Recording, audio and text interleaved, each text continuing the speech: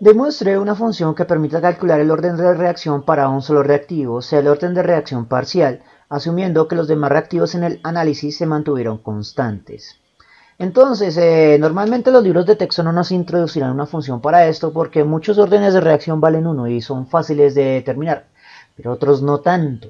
Entonces, nuestro objetivo aquí es obtener una función que nos permita analizar cualquier orden de reacción, incluso los que no valen 1, para una tabla de datos. Vamos a iniciar escribiendo la ley de velocidad de la reacción general, pero rapidez promedio de la reacción general, lo cual nos introduce un símbolo grandotote que parece pi, que lo vamos a leer como multiplicatorio. Es decir, vamos a tener una serie de reactivos que se multiplican su concentración elevado a su orden de reacción que se determina experimentalmente. Sin embargo, esto sería demasiado complejo para calcular el orden de reacción. Además, lo que estamos buscando es el orden de reacción de uno solo de los reactivos. ¿A qué nos referimos con esto? Digamos que descomponemos la notación multiplicatoria para una cantidad indefinida de reactivos en una ecuación química. Tendríamos que multiplicar la concentración del reactivo 1 elevado a su orden parcial de reacción por el reactivo 2 elevado a su orden parcial de reacción por el reactivo 3 a su orden parcial de reacción y así sucesivamente. Entonces, lo que vamos a hacer para simplificar el problema, porque si hiciéramos esto tendríamos varios órdenes de reacción, es en un experimento ajustar como constantes las concentraciones de la mayoría de los reactivos excepto uno. Cuando hacemos eso, la constante de reacción va a absorber a las concentraciones que ajustamos como constantes en el experimento y se va a generar una nueva constante que podríamos denominar K2, pero es irrelevante, porque en este caso la constante, su valor es irrelevante.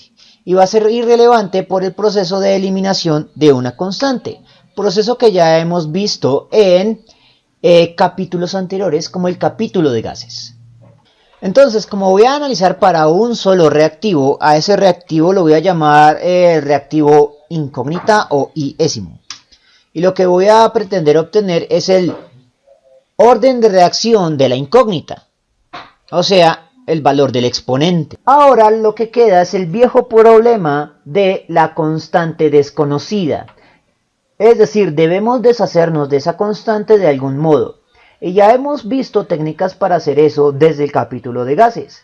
Porque en gases, por ejemplo, en la ley de Boyle, en la ley de Charles, en la ley de Gay-Lussac, aparecían constantes cuyos valores no nos interesaban, pero para poder deshacernos de ellas, simplemente dividíamos el parámetro final entre el parámetro medido para un momento inicial, o cero. Pero como la constante permanece constante entre los dos momentos, puede cancelarse.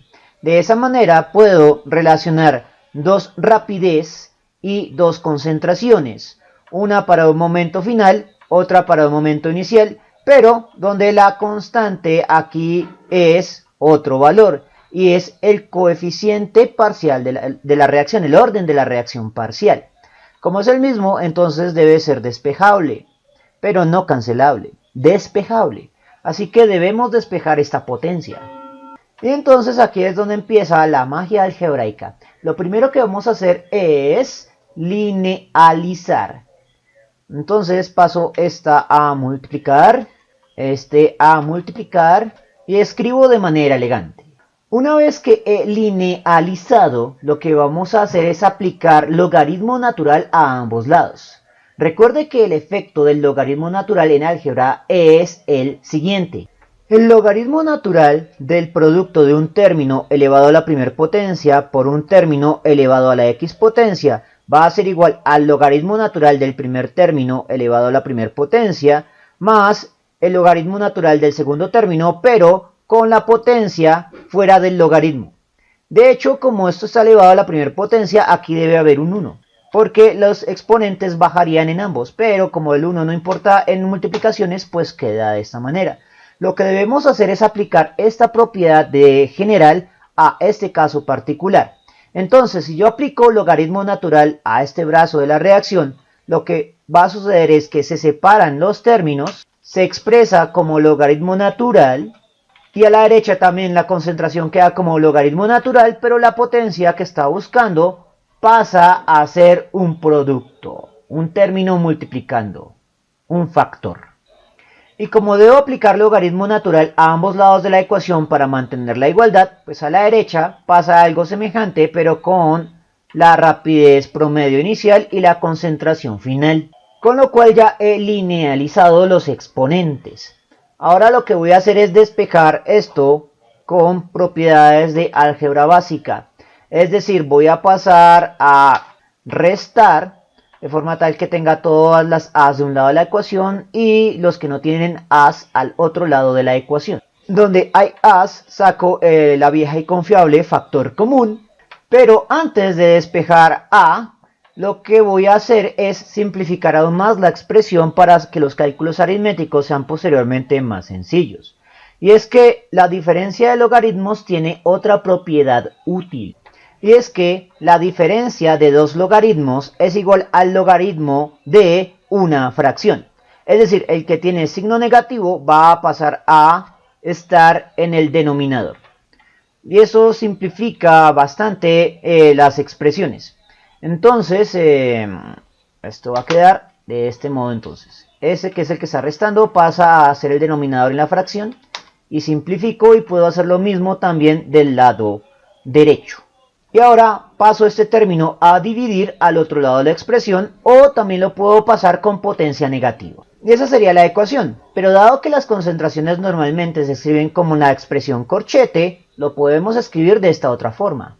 Donde R va a ser la rapidez de la reacción promedio y I va a ser la identidad de la sustancia a la cual pretendemos calcularle su orden de reacción parcial. Eso sería todo por el momento. En los siguientes videos vamos a ver cómo aplicar esta ecuación para calcular el orden de reacción. Teniendo en cuenta una cosa.